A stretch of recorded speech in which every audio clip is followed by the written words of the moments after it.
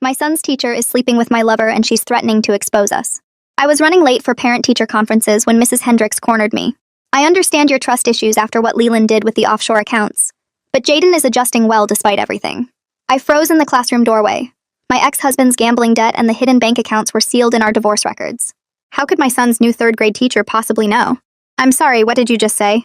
She smiled warmly, organizing papers on her desk. Just that children are resilient, even after parents lose life savings to addiction. I never told you about any of that. Oh, you must have mentioned it at orientation. But I hadn't attended orientation. I'd been in depositions that day, still fighting Leland for child support. Throughout the 20-minute conference, she dropped more bombs. She knew about my miscarriage between Jaden and what would have been his sister. She referenced my mother's Alzheimer's diagnosis, which I'd told no one at school. She even mentioned the exact words Leland had used when he'd asked for the divorce. Jaden talks quite a bit, she explained when I questioned her. Children tell teachers everything. But Jaden didn't know these things. I'd shielded him from the worst of the divorce. I studied Mrs. Hendricks more carefully. Mid-20s, auburn hair, pretty in an effortless way. She'd started 3 months ago, replacing Mrs. Garcia, who'd mysteriously taken early retirement. Something about her smile seemed familiar but wrong, like a word mispronounced. Has Leland been in contact with the school? I asked carefully. Parents aren't supposed to discuss each other during conferences, she said, but her eyes glinted. Though I understand why you'd be concerned, given the restraining order. The restraining order was temporary and had expired. Only 3 people knew it had ever existed. Me, Leland, and our lawyers. My hands started shaking. That night, I called my lawyer. She confirmed no school officials had requested records. The information was sealed and would require a court order to access. I dug through social media, searching for anything about Mrs. Hendricks. Her Facebook was sparse, created just 4 months ago. No history before her hiring at Jaden's school. But in one photo, I saw it. A reflection in her sunglasses. A man taking the picture. The shape of his shoulders. The watch on his wrist. I'd bought that watch for Leland's birthday 5 years ago. I drove back to school the next morning, demanding answers from the principal. Mrs. Hendricks came highly recommended, Principal Davies assured me. Excellent references from her previous school in Oregon. Did you verify those references? Of course. She's been wonderful with the children. Jaden especially seems to love her. That made my stomach turn. Jaden had been coming home with stories about his amazing teacher. How she knew his favorite foods, his favorite games, understood him better than anyone. Now I realized why. She'd been coached by his father. I hired a private investigator. Within a week, he had answers that confirmed my worst fears. Kenzie Hendricks was her real name, but she'd never taught in Oregon. She'd been a bartender in Atlantic City until 6 months ago. That's where she'd met Leland during one of his gambling binges. The investigator had photos. Leland and Kenzie at casinos, restaurants, hotels. The timeline was damning. They'd been together for a year, while we were still married, while I was trying to save our family. Now she was playing teacher to get access to our son.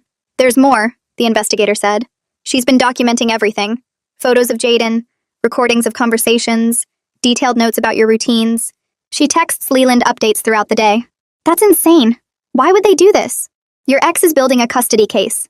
He needs evidence that Jaden would be better off with him. What better witness than a teacher? I felt sick. I went to the police but was told no crime had been committed. She was a real teacher with real credentials, just obtained recently. Dating a student's father wasn't illegal. The school said without proof of inappropriate behavior with Jaden, their hands were tied. So I played my own game. I started documenting everything. Recording pickups and drop-offs, saving every communication. I even put a recorder in Jaden's backpack, which revealed Kenzie asking probing questions about our home life. The custody petition arrived 2 weeks later. Leland was seeking full custody, citing concerns about my mental health and stability. His star witness?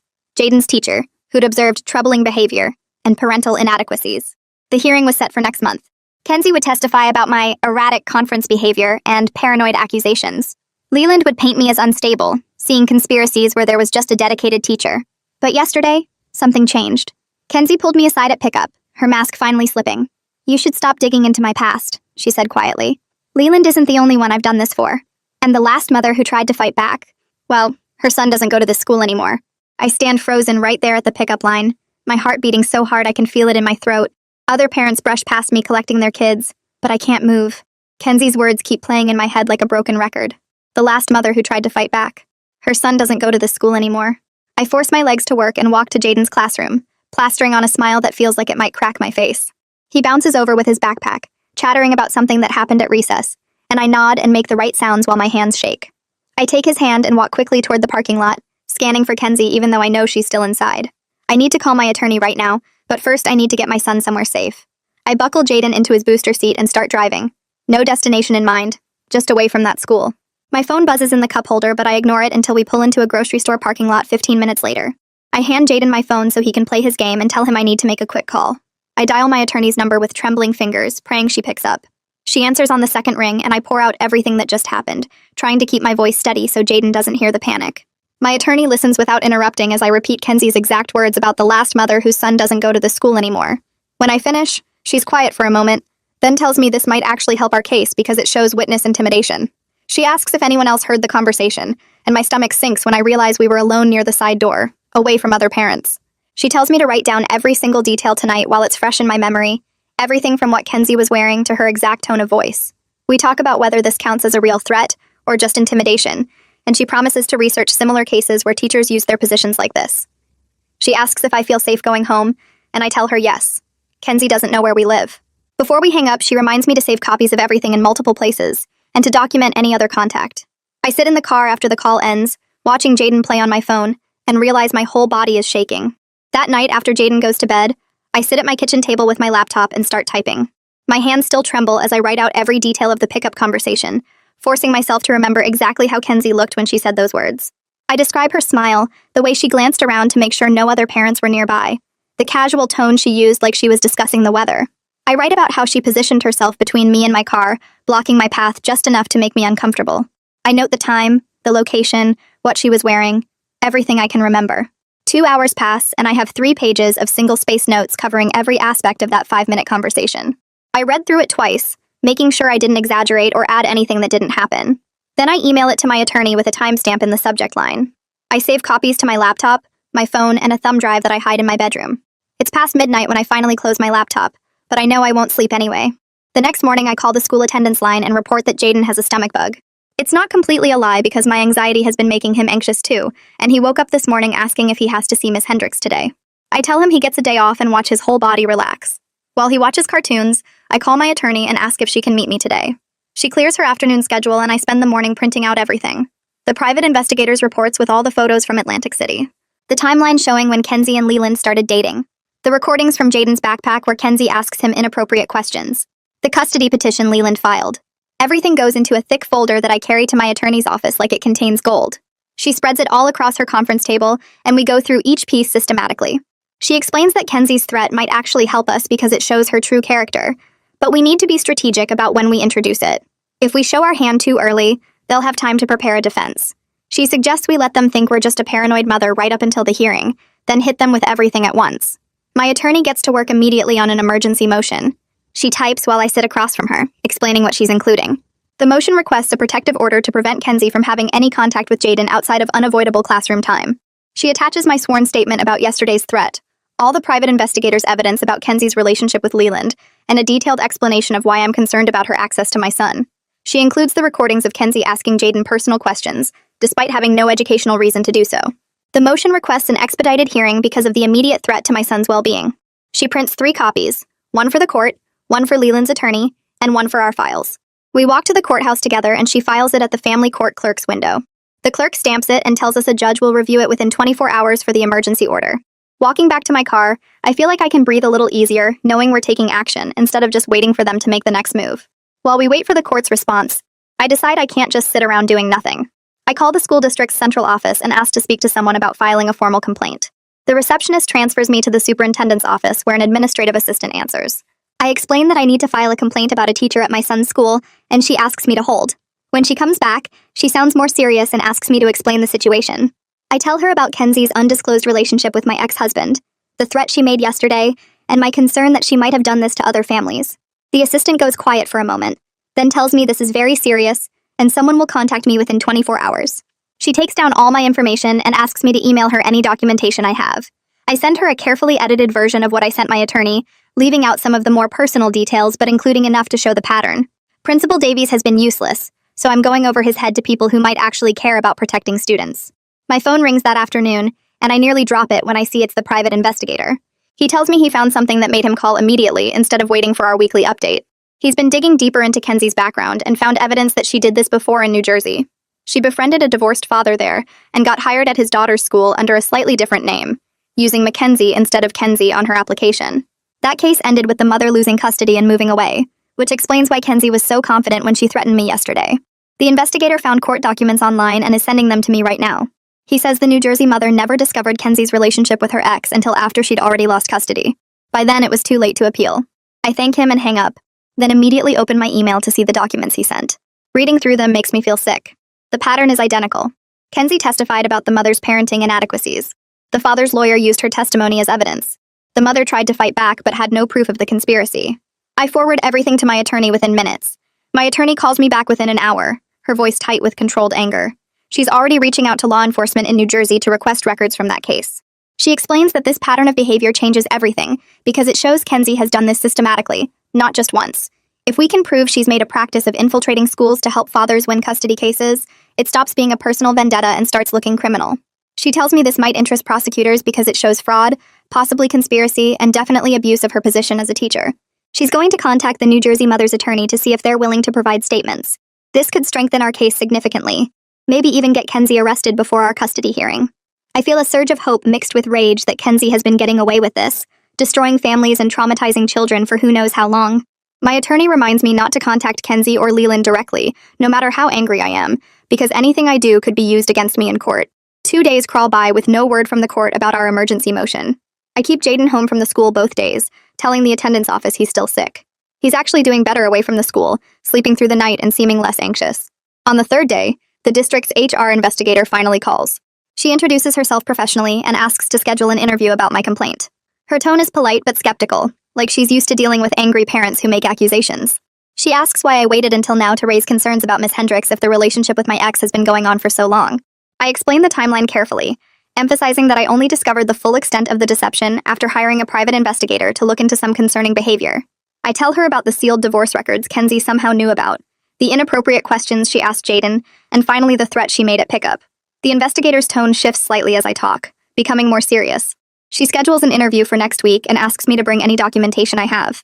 I agree, and make a note to ask my attorney what I should and shouldn't share with the district. The court order arrives by email that afternoon, and I nearly cry reading it. The family court has granted a temporary order limiting Kenzie's contact with Jaden to necessary classroom interactions only. The order explicitly states she cannot speak to him privately, cannot ask him personal questions, and must maintain professional boundaries at all times. The judge scheduled a full hearing in 2 weeks to address the broader custody issues and Kenzie's involvement in the case. I print out 3 copies of the order, one for me, one for the school, and one for my attorney. Reading through it again, I feel a small measure of relief even though I know Kenzie will find ways around it. She's smart, and she's been doing this long enough to know how to work the system. But at least now there's an official court document saying she can't have unlimited access to my son. I call my attorney to thank her, and she reminds me that this is just the first step. The real battle happens at the hearing in 2 weeks, and we need to be prepared for Kenzie and Leland to come at us hard. She tells me to start thinking about what I want to say on the stand, and to practice staying calm under pressure. I hang up and look at the calendar, counting down the days until I can finally tell a judge everything that's been happening. The next morning, I print 3 copies of the court order on crisp white paper that feels official and important in my hands. I drive to the school during my lunch break, my stomach tight with nerves about confronting Principal Davies face-to-face after weeks of his dismissive responses. The secretary waves me back to his office where he sits behind his desk looking at his computer screen, and when I hand him the court order, he takes it with a confused expression that shifts as he reads. His face goes pale around the 3rd paragraph where the judge explicitly names the school's responsibility to enforce the no-contact provisions. He sets the paper down carefully and looks up at me with actual discomfort in his eyes for the first time since this whole nightmare started. He clears his throat and promises to monitor the classroom situation personally, then suggests I might want to consider transferring Jaden to a different 3rd grade class to make things easier for everyone. The suggestion makes my jaw clench because it feels like asking me to uproot my son again to solve a problem the school let happen in the first place. I tell him Jaden stays in his current class with the substitute teacher who replaced Kenzie, and he nods quickly, clearly wanting this meeting to end. Walking back to my car, I feel a small spark of satisfaction at finally seeing him squirm, but it fades fast because none of this fixes what already happened to my son. That afternoon, I take a half day off work to meet the HR investigator at the district office, a bland building with fluorescent lights that make everything look washed out and tired. My attorney arrives right on time even though the investigator had suggested her presence wasn't necessary, which immediately made both of us suspicious about what kind of interview this would be. The investigator is a middle-aged woman with reading glasses on a chain who introduces herself with a firm handshake and leads us to a small conference room. She starts with basic questions about when I first noticed concerns about Miss Hendricks, and I can hear the skepticism in her voice like she's dealt with angry parents making wild accusations before. My attorney nods at me to proceed, so I walk through the entire timeline starting with the parent-teacher conference where Kenzie revealed sealed divorce information. I show the investigator my documentation, the private investigator's report with photos, the recordings from Jaden's backpack, the financial records showing payments from Leland to Kenzie. Her expression shifts as I lay out each piece of evidence, her professional mask cracking to show genuine concern. She takes copies of everything, her hands moving faster as she realizes this isn't a paranoid parent but a systematic scheme. When I finish, she sits back in her chair and promises a thorough investigation, though she reminds me she can't discuss personnel matters or potential outcomes with me directly. My attorney asks pointed questions about the timeline for the investigation and what protections exist for Jaden during the process. The investigator's answers are careful and bureaucratic, but I can see she's taking this seriously now, and that has to be enough for today. 2 days later, the private investigator calls while I'm making dinner, and I step out onto the back porch so Jaden won't overhear.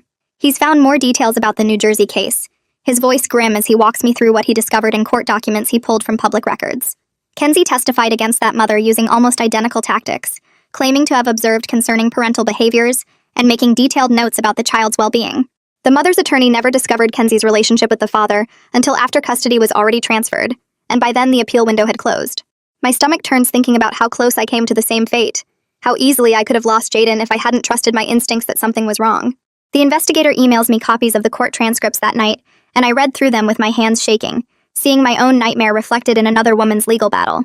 The testimony is chilling because it sounds so professional and caring, exactly the way Kenzie would have testified against me if we hadn't caught her first.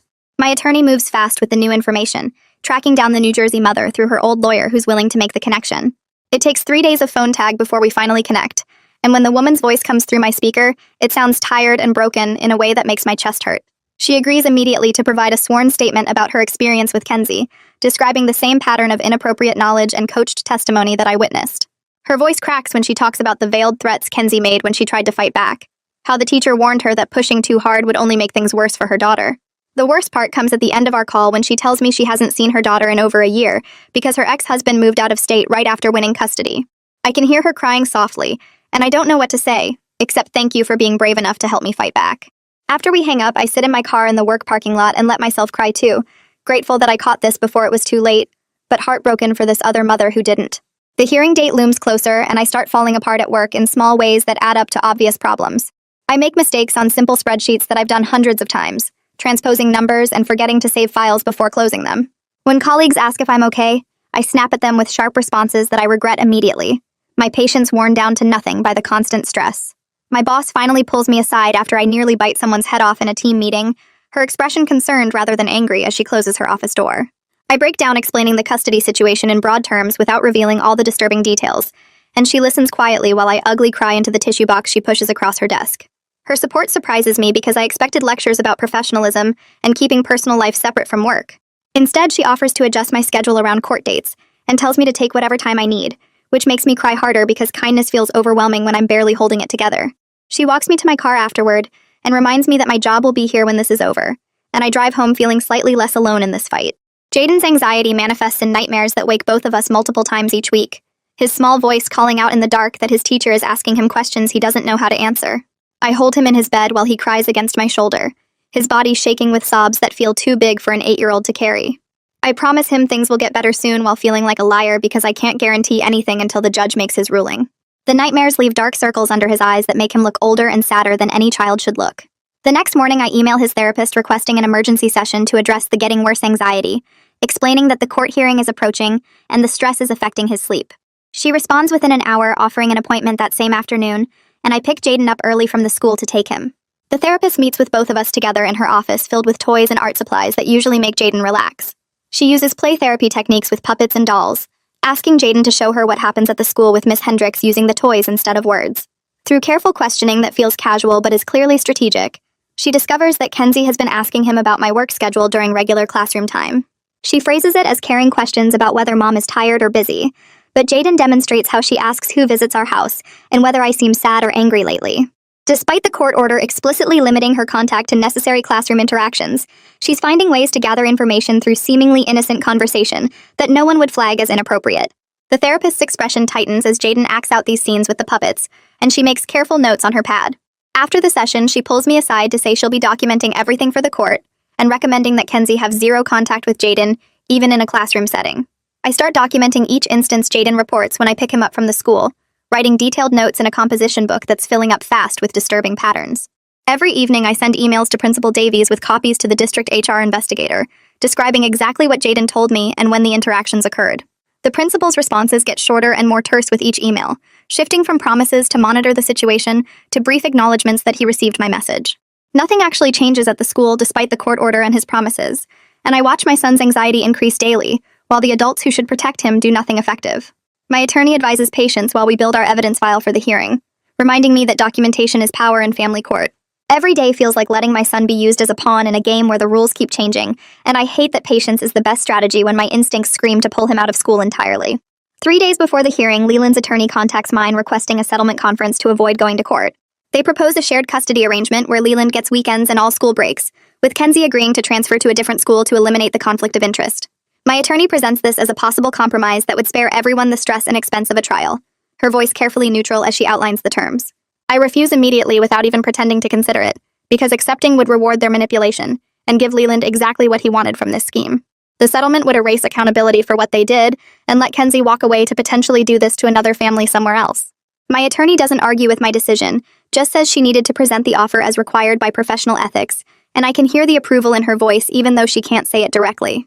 That night, I lie awake staring at my ceiling and second-guessing my decision to reject the settlement offer. Maybe I'm being stubborn and prideful, risking everything on a trial when I could guarantee keeping some custody right now. My mind spins through worst-case scenarios where the judge doesn't believe my evidence or thinks I'm overreacting to a teacher dating my ex. By 4 a.m, I've convinced myself I made a terrible mistake, and I'm reaching for my phone to call my attorney when it rings first.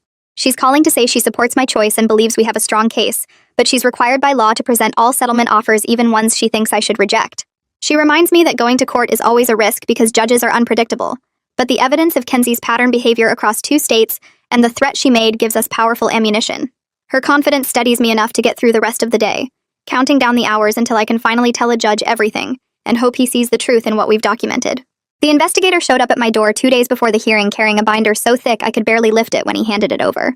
He spread the contents across my kitchen table and walked me through everything with careful precision, pointing out photos of Leland and Kenzie at casino tables, restaurant receipts with both their names, phone logs showing hundreds of calls between them over the past year.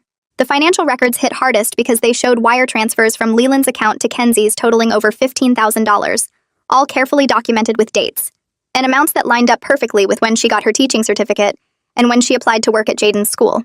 The investigator tapped the bank statements with his pen and explained that this transformed everything from a messy relationship into actual conspiracy, that these payments proved she was compensated to infiltrate my son's classroom and build a custody case.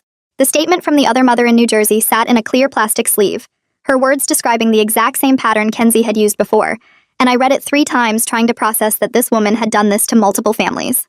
My attorney arrived that evening, and we sat at my dining room table for 4 hours, going through every piece of evidence, organizing it into categories, and practicing how I would explain each discovery without sounding paranoid or vindictive. She made me rehearse answering hostile questions about why I hired a private investigator, why I put a recorder in Jaden's backpack, why I documented every interaction with such detail. We practiced my responses over and over until I could say calmly that everything I did was to protect my son, and that every concern I had turned out to be justified by the evidence.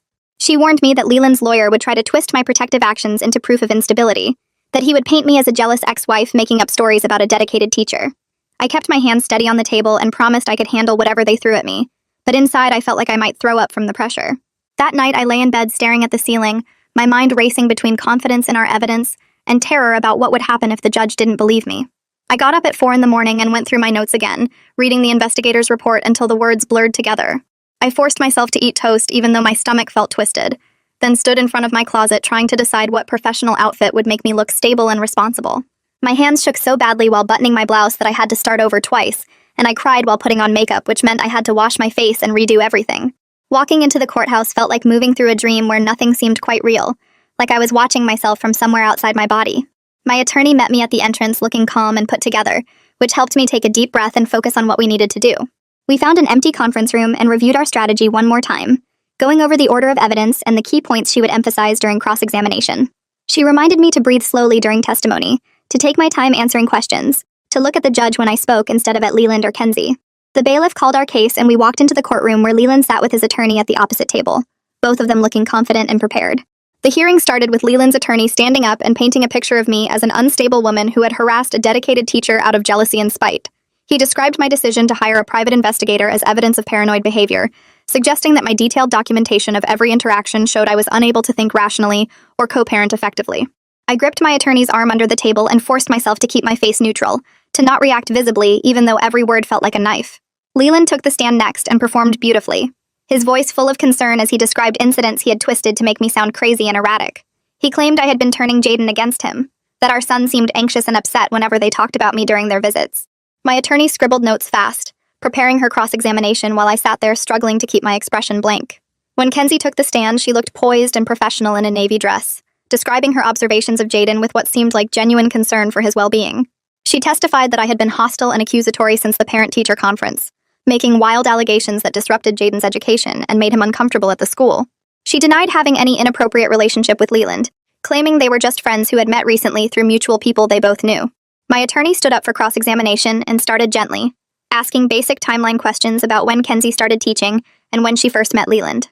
Kenzie answered confidently, sticking to her story about meeting him just a few months ago, until my attorney pulled out the photos from Atlantic City showing them together a full year earlier. The color drained from Kenzie's face as she realized we had proof she had just lied under oath, that she had committed perjury right there in front of the judge. The questioning got more intense as my attorney walked Kenzie through the financial records, pointing out each wire transfer from Leland and asking what the money was for. Kenzie stumbled badly trying to explain, first claiming they were loans, then saying they were gifts, then finally admitting she couldn't remember what any of the payments were supposed to be for. The judge leaned forward in his chair, paying close attention as Kenzie's credibility fell apart in front of everyone. My attorney introduced the evidence from the New Jersey case next, including the sworn statement from the other mother describing the identical pattern of behavior. Kenzie's attorney kept objecting, trying to keep the evidence out, but the judge allowed it as relevant to witness credibility and pattern of conduct. Kenzie's hands shook as she tried to insist that the situations were completely different, that she had never done anything like this before, but her voice had lost all its earlier confidence. My attorney shifted her papers and looked directly at Kenzie with a calm expression that somehow felt more dangerous than anger. She asked about the conversation at pickup when Kenzie pulled me aside, and I watched Kenzie's face carefully as she processed the question. Kenzie shook her head and said she never made any threats, that I must have misunderstood a friendly comment about how hard custody situations can be on families. Her voice sounded steady, but I noticed her hands gripping the edge of the witness stand.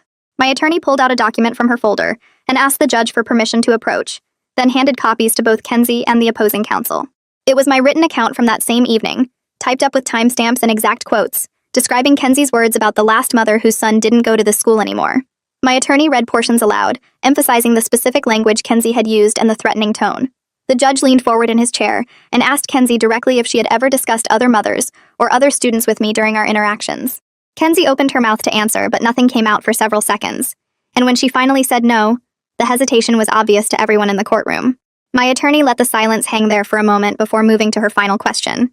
She asked Kenzie if she had ever used her position as a teacher to gather information for someone else, to document a child's home life for purposes unrelated to education. Kenzie's attorney jumped up immediately and objected, claiming the question was improper and outside the scope of the custody matter. The judge considered this for a moment but allowed the question as relevant to witness credibility and potential bias. Kenzie sat completely still in the witness chair, staring at my attorney without speaking, unable to come up with any response that wouldn't make things worse. The silence stretched out uncomfortably until the judge asked if she needed the question repeated. Kenzie finally said she didn't understand what was asked, which is a stalling tactic. My attorney rephrased it more directly, asking if Kenzie had ever taken notes about Jaden's home life and sent those notes to his father. Kenzie's attorney objected again, but the damage was already done, as everyone watched Kenzie struggle to find words. The judge called a 15-minute recess to give everyone a break from the tension, and my attorney reached under the table and squeezed my hand quickly. She leaned close and whispered that we were doing well, that Kenzie's credibility was destroyed, and the judge could see through everything now. I felt some of the tightness in my chest ease up as we stood for the recess, watching Kenzie hurry out of the courtroom looking shaken. After the recess ended and everyone returned to their seats, the judge asked my attorney to call her next witness. My attorney stood and said she was calling me to testify, and I walked to the witness stand on legs that felt surprisingly steady. The bailiff had me swear to tell the truth, and I sat down facing the courtroom with my hands folded in my lap. My attorney started with basic questions about my background and my relationship with Jaden, letting me establish the foundation before getting into the harder parts. She asked me to describe the parent-teacher conference that started everything, and I walked through it step by step. I explained how Kenzie had known about the offshore accounts and the sealed divorce records, information that should have been impossible for her to access. My attorney guided me through each piece of evidence, asking me to explain in my own words why each discovery had alarmed me. I described finding the photo with Leland's reflection, hiring the private investigator, and learning about Kenzie's real background in Atlantic City. My voice stayed calm and factual as I recounted the timeline, and I could see the judge taking notes while I spoke. I explained about the recordings from Jaden's backpack that captured Kenzie asking inappropriate questions about our home life. My attorney had me describe my attempts to get help from the school and the police, and how both had initially dismissed my concerns. I talked about the threat Kenzie made at pickup, how her mask had slipped when she warned me about the last mother who fought back. My attorney asked how that threat made me feel, and I said it terrified me because it confirmed this wasn't just about Leland wanting custody, it was a pattern of behavior Kenzie had used before. The cross-examination started with Leland's attorney standing up and approaching the witness stand with a skeptical expression. He suggested that I seemed very focused on my ex-husband's personal life, asking if I had trouble accepting that the marriage was over. I took a breath and answered that I had fully accepted the divorce, but I couldn't accept someone using my son to build a custody case through deception. He pressed harder, implying that I had become obsessed with Leland and fabricated this entire conspiracy theory because I was jealous of his new relationship. I felt my face get hot, but I kept my voice level and said I wished it were fabricated because the reality of someone infiltrating my son's school was terrifying for any parent. The judge nodded slightly, and I saw Leland's attorney realize his aggressive approach wasn't working the way he'd hoped. He tried a few more questions about why I hired a private investigator and whether that seemed like normal behavior, and I explained that normal people don't have their ex's girlfriend secretly working as their child's teacher. He asked if I had any proof that Kenzie had actually harmed Jaden, and I said the emotional harm was documented by his therapist and obvious in his nightmares and anxiety. Leland's attorney wrapped up his questions looking frustrated, and I stepped down from the witness stand feeling like I'd held my ground. My attorney called the private investigator next, and he took the stand carrying a thick folder of documentation. He stated his credentials and experience, then began walking through his findings in a dry, professional manner. He explained how he'd traced Kenzie's background starting with her social media presence and discovering the sparse history. He described finding the photos from Atlantic City that showed her with Leland at casinos and restaurants over a year ago, during my marriage. The investigator presented phone records showing frequent contact between Kenzie and Leland throughout the time she'd been teaching at Jaden's school. He detailed the financial transfers totaling over $15,000 from Leland to Kenzie during the past year. His testimony was purely factual, laying out dates and amounts and documentation without any emotional commentary. He explained his process for discovering the New Jersey case, including how he'd found court records and contacted the previous mother through her attorney. The investigator described patterns of behavior that matched exactly between the two situations. His calm, methodical presentation somehow made the evidence more powerful than any dramatic reveal could have been. Leland's attorney tried to challenge some of the financial evidence during cross-examination, but the investigator had documentation for everything and answered each question precisely. The guardian ad litem took the stand after the investigator finished, introducing herself and explaining her role in evaluating what custody arrangement would serve Jaden's best interests. She described interviewing Jaden multiple times and visiting both households to observe the environments. She noted that Jaden showed normal, age-appropriate attachment to both parents and seemed to love spending time with each of us. However, she said, Jaden displayed notable anxiety specifically related to the school and his teacher that went beyond normal childhood worries. She explained that during their conversations, Jaden had expressed confusion about why his teacher asked so many questions about home and seemed to know things he hadn't told her. The guardian ad litem stated that in her professional opinion, this anxiety stemmed directly from the inappropriate boundary violations by Kenzie. She recommended maintaining primary physical custody with me while allowing Leland to work on addressing his gambling issues through treatment. She strongly recommended that Kenzie have no further contact with Jaden whatsoever, stating that the relationship had become harmful to his emotional well-being. She noted that Leland's judgment in involving Kenzie in the custody dispute raised serious concerns about his ability to prioritize Jaden's needs over his own desires. Jaden's therapist testified next, carefully balancing her duty to protect his privacy with the need to provide relevant information to the court. She confirmed that she'd been working with Jaden for several months and had observed his symptoms worsen significantly after the school year started. She described his reports of nightmares where he was questioned and couldn't give the right answers. The therapist explained that Jaden had expressed fear that he was somehow in trouble, though he didn't understand what he'd done wrong. She testified that during play therapy sessions, Jaden had acted out scenarios of his teacher asking him questions that made him uncomfortable. The therapist avoided specific details due to confidentiality, but made clear that Jaden's anxiety centered around school and his interactions with Kenzie. She stated her professional opinion that minimizing contact with the source of his anxiety was critical for his continued healing. Her concern was evident in her voice, as she described how an 8-year-old child had been caught in the middle of adult manipulation. The hearing moved into closing arguments with my attorney standing to address the judge. She delivered a summary of all the evidence, walking through how it demonstrated calculated manipulation rather than genuine concern for Jaden's well-being. She emphasized that Leland and Kenzie had conspired together to use a position of trust and authority to build a custody case, traumatizing a child in the process.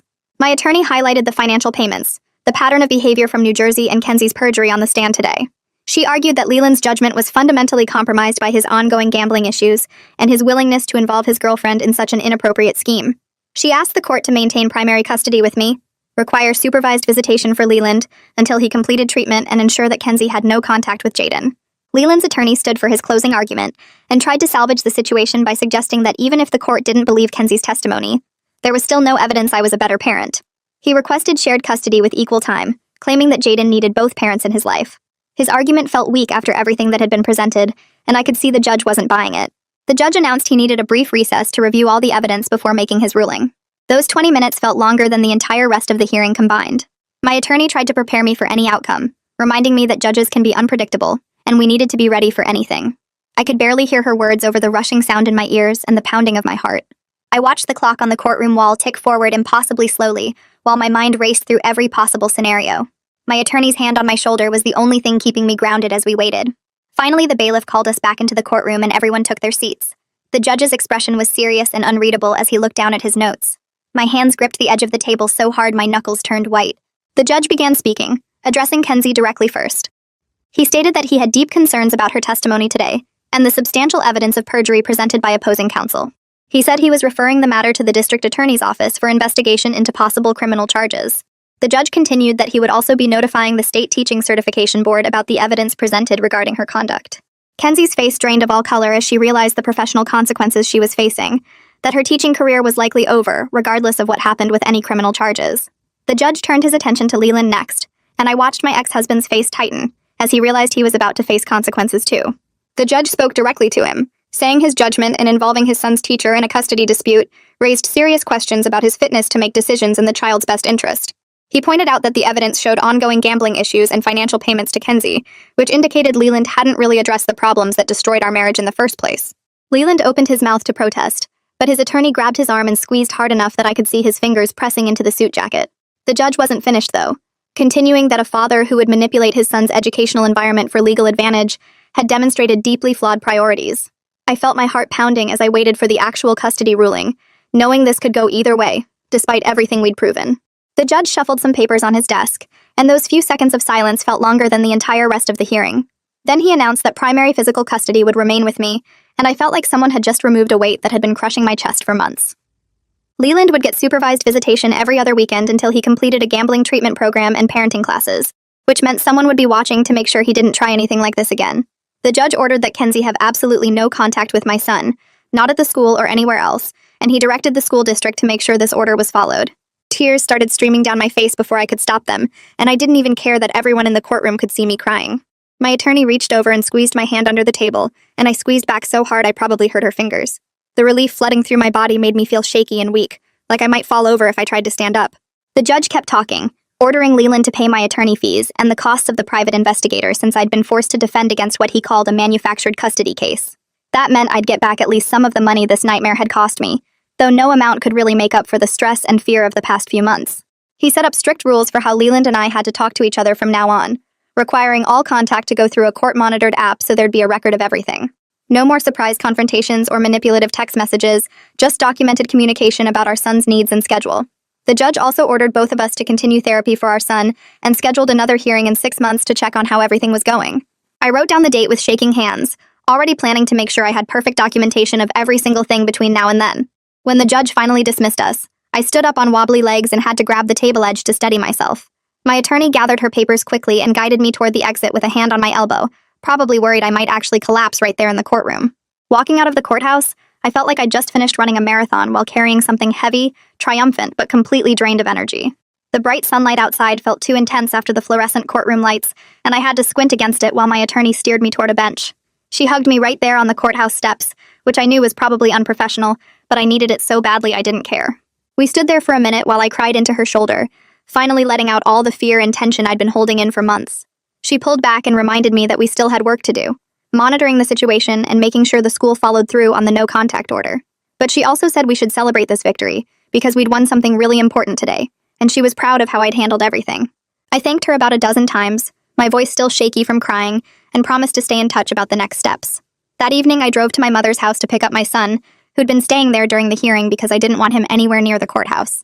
My mom met me at the door, and I could tell from her face that she'd been worried sick all day, probably imagining the worst possible outcomes.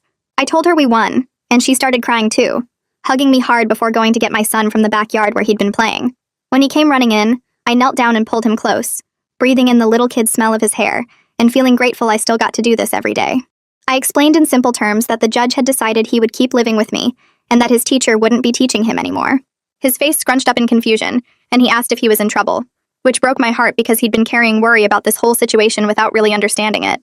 I held him even closer and promised that none of this was his fault, that the adults had made mistakes and now the adults were fixing those mistakes. He seemed to accept this and asked if he could have a snack, which felt like the most normal, wonderful question in the world. The next day, I had to go meet with the principal to talk about how the court order would actually work at the school. I walked into his office feeling different from the last time I'd been there begging for help, more confident now that I had legal backing for everything I'd been saying. He was way more cooperative than before, explaining that Kenzie had been placed on administrative leave while the district did their investigation and prepared a criminal referral. A substitute teacher would take over the class for the rest of the school year, and he offered to move my son to a different third-grade classroom if I wanted. I thought about it for a minute, weighing whether changing classrooms would help or just disrupt his friendships and routine even more. I decided to keep him where he was with the substitute teacher rather than making him start over with new kids and a new room. The substitute was a retired teacher who came with really good recommendations, and she wanted to meet with me to discuss my son's needs and how to help him transition. We set up a meeting for the next day, and I left the principal's office feeling like maybe the school would actually protect my kid this time. The substitute teacher turned out to be exactly what we needed, a warm, grandmotherly woman who'd been teaching for 30 years before she retired.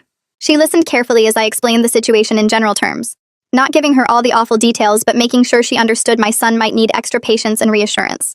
She promised to watch for signs of anxiety and keep communication open with me about how he was doing in class. Something about her genuine kindness made me feel like I could lower my guard just a tiny bit, though I knew it would take time before I really trusted any teacher again. Over the next week, I watched my son start to relax as he realized his old teacher really wasn't coming back. The nightmares that had been waking him up almost every night started happening less often, maybe once or twice instead of 5 times a week. He came home from the school actually smiling and talking about things he'd learned, showing me projects and worksheets with pride instead of anxiety. His therapist noticed the improvement too during their sessions, telling me he seemed lighter and more willing to talk about his feelings. She adjusted her approach to focus on rebuilding his sense of safety and teaching him that most adults are trustworthy, even though some aren't. A few weeks later, the district's HR investigation wrapped up with a report that acknowledged serious failures in their hiring process. They admitted they hadn't done proper background screening and had missed red flags that should have prevented Kenzie from being hired in the first place. The superintendent sent me a formal apology letter and outlined new policies they were putting in place district-wide to prevent conflicts of interest. It didn't undo what had happened to my son or give back the months of fear and stress, but it felt like someone was finally admitting the system had failed to protect him. I saved the letter and the new policies in my documentation file, just in case I ever needed proof that the district had recognized their mistakes.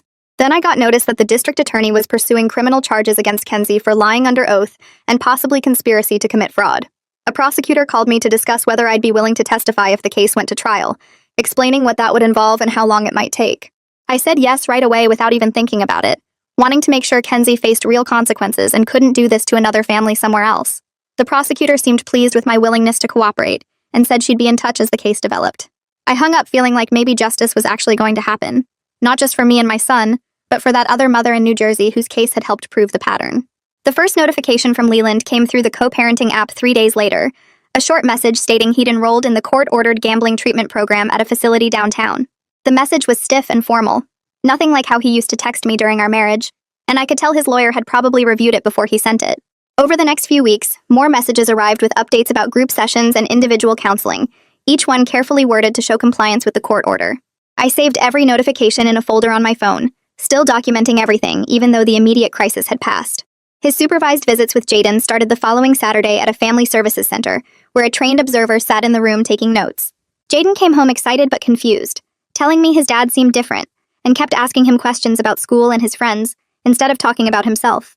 The supervisor called me after the third visit to report that Leland was making genuine efforts to connect appropriately, following all the guidelines about not discussing the custody case or asking inappropriate questions. I felt strange watching my son look forward to seeing his father, a mix of relief that Leland might actually be changing, and worry that I was letting my guard down too soon. Every time Jaden ran to get his backpack for a visit, I reminded myself that Leland being a better father was ultimately good for everyone, even if it meant sharing my son with someone who'd hurt us both so deeply. My phone rang one evening while I was making dinner, an unfamiliar area code I almost didn't answer. The woman on the other end introduced herself as the mother from New Jersey, her voice shaking as she thanked me for exposing Kenzie's pattern and giving her a chance to fight back. She explained that she'd filed a motion to revisit her custody arrangement based on the new evidence about Kenzie's testimony being part of a calculated scheme, and her lawyer thought they had a real shot at getting her daughter back. We talked for over an hour, trading details about our experiences, and finding comfort in speaking with someone who truly understood this specific nightmare. She told me I was brave for investigating and fighting back, but I just felt lucky that I'd caught the scheme before it destroyed my relationship with Jaden completely. We exchanged numbers and promised to stay in touch, both of us needing someone who could understand the weird trauma of having your child's teacher turn out to be working against you. After we hung up, I sat at the kitchen table crying, partly from relief that I'd helped someone else, and partly from the weight of knowing how close I'd come to losing everything. 2 months passed with a routine that started feeling almost normal again. Then an official letter arrived from the State Teaching Certification Board, the return address making my stomach clench before I even opened it. The letter informed me that they'd suspended Kenzie's teaching license pending the outcome of the criminal case, and if she was convicted, the suspension would become a permanent revocation. I read the formal language 3 times, feeling a grim satisfaction spread through my chest, as I realized Kenzie wouldn't be able to use her position to hurt other families while pretending to care about children. The letter included information about how to check the status of the case online and contact information if I had questions or concerns. I filed it with all my other documentation, the folder now several inches thick with evidence of everything we'd been through. That night, I allowed myself a glass of wine and a moment to feel like maybe justice was actually working, even if it was slower and messier than I'd hoped. Jaden's therapist called the next week to suggest we start spacing out sessions, since he'd made such significant progress over the past few months.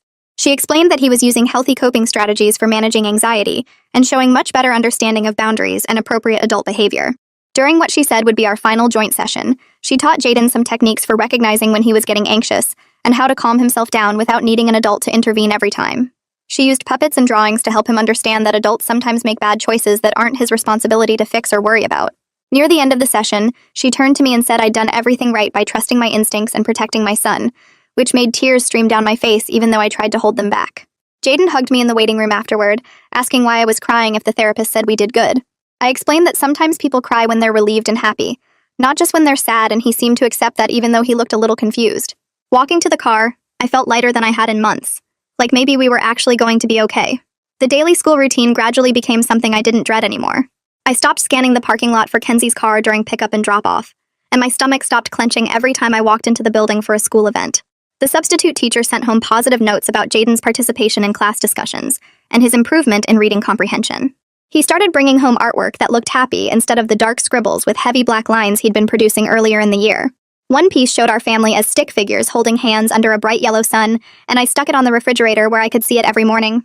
Small moments of normalcy felt like major victories. Like the afternoon he invited a friend over to play video games without asking me 10 times if it was really okay. I caught myself smiling at random moments during the day, realizing I wasn't constantly braced for the next crisis or threat. Life wasn't perfect, and I still had moments of anxiety, but they were becoming less frequent and less intense as the weeks passed. The 6-month review hearing arrived faster than I expected, and I sat in the same courtroom where everything had been decided before. The judge reviewed Leland's file carefully, asking questions about his completion of the gambling treatment program and parenting classes. Leland's counselor testified that he'd attended every session and actively participated in group discussions about his addiction and its impact on his family. The judge commended Leland's progress and noted the positive reports from the supervised visit supervisor about his appropriate interactions with Jaden. He modified the custody order to allow unsupervised visits every other weekend, with the possibility of expanding to overnight visits if things continued going well over the next few months. I felt my chest tighten with nervousness about loosening the supervision, worried that Leland might slip back into old patterns without someone watching. The guardian ad litem spoke up to support the change, explaining that Jaden needed to rebuild trust with his father and that the current evidence suggested Leland was committed to change. I nodded when the judge asked if I had any objections, knowing I had to trust the process, even though every protective instinct told me to fight against giving Leland more access. My attorney called a few days later with news about the criminal case against Kenzie. The district attorney had offered her a plea deal for reduced charges in exchange for her cooperation in investigating whether Leland could face charges for conspiracy. My attorney explained the details carefully, noting that this arrangement might mean Kenzie avoided jail time entirely, which made my hands shake with anger. The prosecutor believed they could build a stronger case against both of them, with Kenzie's testimony about how the scheme was planned and executed. I asked why Kenzie would get a deal when she'd deliberately traumatized my son and tried to destroy our family, and my attorney acknowledged it felt unfair, but emphasized that prosecutors make these decisions based on what they can prove in court. She asked if I could accept the deal, knowing it might result in a better outcome overall, even if it meant Kenzie got less punishment than she deserved. I sat on my couch staring at the wall for 10 minutes after we hung up, feeling angry and powerless, but ultimately recognizing that I just wanted this entire situation finished, so we could move forward with our lives. I called her back and said I'd agree to whatever the prosecutor thought was best, as long as it meant some kind of consequences for what they'd done. The child support situation came up next when Leland's attorney contacted mine through the co-parenting app about modifying payments. He explained that Leland's financial situation had changed significantly after paying for treatment programs and legal fees and requested a reduction in the monthly amount. My attorney responded firmly that any modification needed to maintain adequate support for Jaden's needs while acknowledging reasonable changes in circumstances. The negotiations went back and forth through the app for 2 weeks, with both lawyers trading proposals and counter-proposals about specific dollar amounts.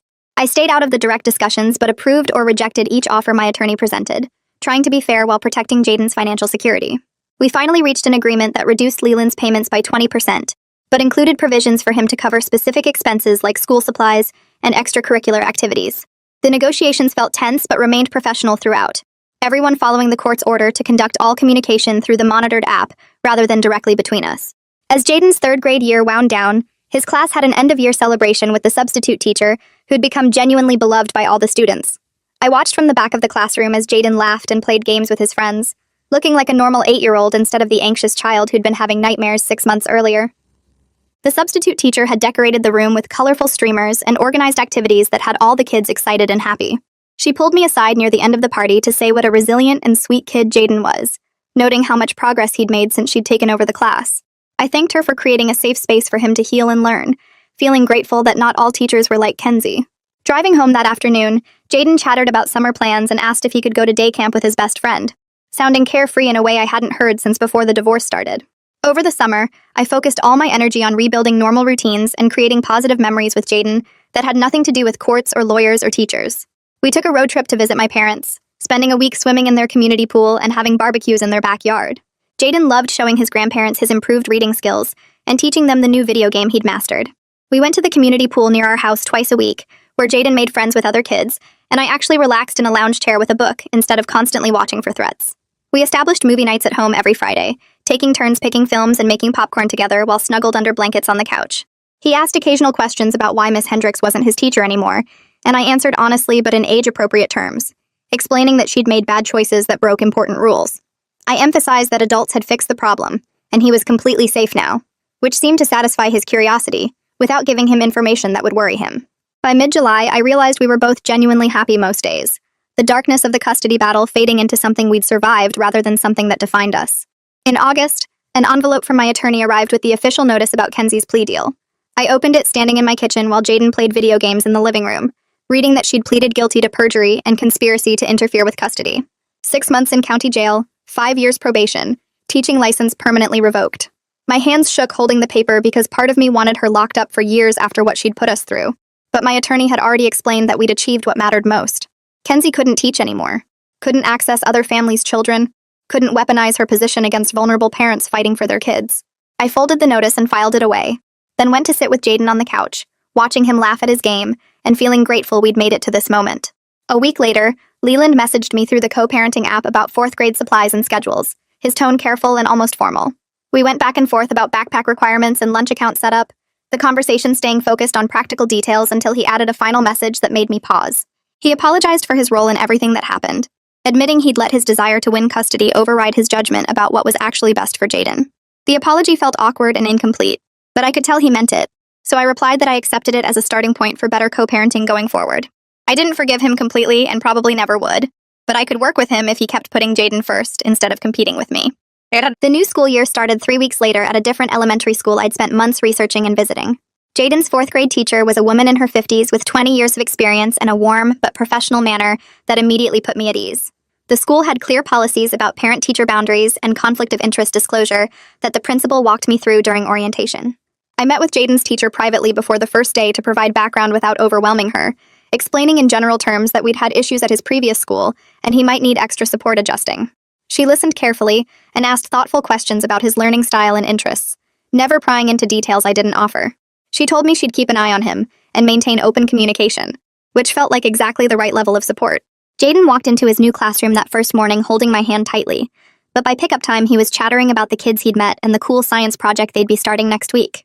Within 2 weeks, he'd made several friends and started asking for playdates, his enthusiasm about learning returning in a way I hadn't seen since before 3rd grade started. His anxiety dropped to normal kid levels, the kind of nerves about tests and presentations that every student experiences rather than the deep fear that had been waking him up at night. He slept through the night consistently, and his teacher sent home notes praising his kindness toward other students and his creative approach to assignments. I kept waiting for problems to surface, but they didn't. and gradually I started believing that maybe we really were past the worst of it.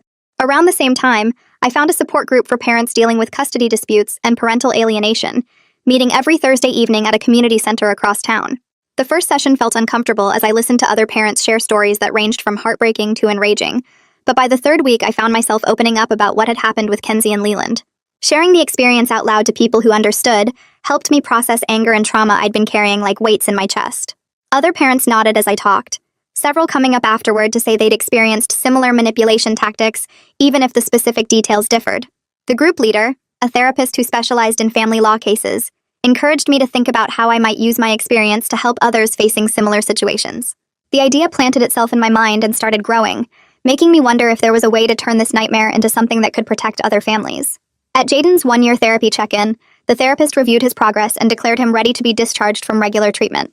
She explained that his resilience and healthy coping skills were exactly what she hoped to see, noting that my quick action to protect him and get him help had prevented long-term damage. I felt tears building as she talked about how well he'd done, how he'd learned to express his feelings appropriately and manage anxiety in healthy ways. Walking out to the parking lot afterward, Jaden gave me a huge hug and said he was glad we were a team, which made me cry for real. I hugged him back and told him I was proud of how brave he'd been through everything, meaning every word. Leland and I gradually found a new rhythm in co-parenting over the following months, communicating respectfully through the app and making decisions based on what Jaden needed, rather than scoring points against each other. He'd maintained his sobriety from gambling and completed his treatment program, building a healthier relationship with our son that focused on actual connection instead of competing with me. I watched him interact with Jaden during pickups and drop-offs, seeing genuine effort to be present and engaged, rather than performative parenting designed to look good for court. I'd never trust him completely again and probably shouldn't, but I could see he was genuinely trying to be a better father, which was what Jaden deserved. The school district's parent advisory board reached out to me in October after the superintendent mentioned my case during a policy review meeting. They invited me to join the board and help advocate for stronger background screening policies and conflict of interest protections. I attended my first meeting nervous about reliving everything publicly, but the board members were respectful and focused on systemic changes, rather than gossip about my specific situation. The superintendent asked if I'd be willing to help develop training materials for teachers about appropriate boundaries with families, explaining that my perspective as a parent who'd experienced the consequences of policy gaps would be valuable. Turning my nightmare into something that might protect other children felt empowering in a way I hadn't expected, giving purpose to the pain we'd endured. One evening in November, Jaden and I were cooking dinner together, him stirring pasta while I chopped vegetables for salad. He looked up at me and said I was the best mom and he was glad he lived with me, the comment coming out of nowhere in that way kids have of expressing big feelings during ordinary moments. I put down my knife and hugged him tight, grateful that we'd made it through the darkness to this moment of simple happiness in our kitchen. Life wasn't perfect, and I still had moments of anxiety about what could have happened if I hadn't trusted my instincts or if the judge had ruled differently. Sometimes I woke up at night thinking about other mothers who might not be as lucky, who might not have the resources to hire investigators or the support system to keep fighting. The custody battle and Kenzie's betrayal had taught me to trust my instincts and fight for my child no matter how crazy people tried to make me feel. And those lessons had made me stronger, even though I wished I'd never needed to learn them. We were safe, we were healing, and we were building a good life together, which was more than I dared to hope for during the worst days of the custody fight. Well, that's the dramatic finale, if you can call it that. If you're still here, I'm impressed, confused, and slightly concerned. Either way, you might as well subscribe. Clearly you're committed.